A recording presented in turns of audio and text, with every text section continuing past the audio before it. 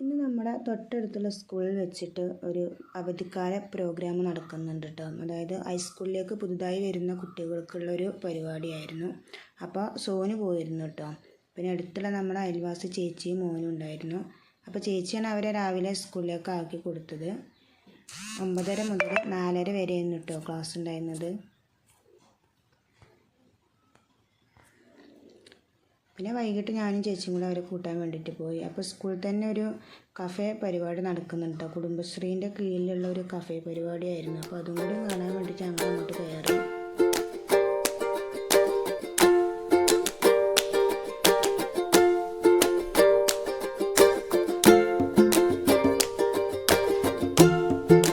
പലവിധ ഐറ്റംസുകൾ ഇവർ തയ്യാറാക്കുന്നുണ്ട് കേട്ടോ. ഇവിടെ വെച്ച് തന്നെ തയ്യാറാക്കുകയാണ്.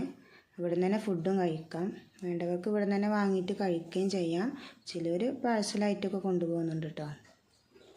അപ്പോൾ ഞങ്ങളൊരു പാനിപൂരിയും ഒരു ഐസ്ക്രീമൊക്കെ കഴിച്ചു. പിന്നെ ഇതിൻ്റെയൊക്കെ വില ഐറ്റംസ് ഒക്കെ ഇവിടെ എഴുതി വെച്ചിട്ടുണ്ട്. പല ഐറ്റംസും ഉണ്ട് കേട്ടോ. ഫ്രൂട്ട്സ്, പിന്നെ fried rice, chicken kadai, masala dosa, payasam, അങ്ങനെ പലവിധ വിഭവങ്ങളുമുണ്ട്. പായസം കൊണ്ടോട്ടിയിലുള്ളൊരു താത്തയാണ് കേട്ടോ ഉണ്ടാക്കുന്നത്. 53 തരം പായസം ആ താത്ത ഉണ്ടാക്കും കേട്ടോ. പിന്നെ കുട്ടികളുടെ കുറച്ച് പ്രോഗ്രാമും കാര്യങ്ങളൊക്കെ ഉണ്ടായിരുന്നു. അപ്പോൾ കുറച്ച് നേരം ഞങ്ങൾ അതൊന്ന് നോക്കി നിന്നു.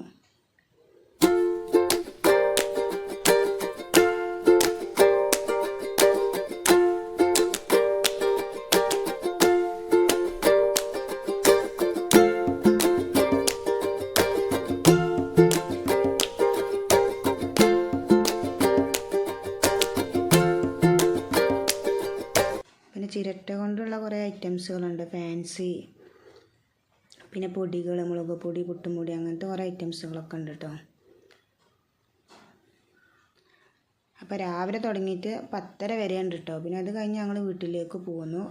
രാത്രിക്കത്തെ ഫുഡ് തയ്യാറാക്കേണ്ടിയിരുന്നു. അപ്പോൾ പിന്നെ ചിക്കൻ പൊരിച്ചതും ഫ്രൈഡ് റൈസും ഉണ്ടാക്കി കേട്ടോ. രാവിലത്തെ ബീഫ് കറി കുറച്ച് ബാക്കി ഉണ്ടായിരുന്നു. അപ്പോൾ അതിലേക്ക് ഇത് തയ്യാറാക്കി.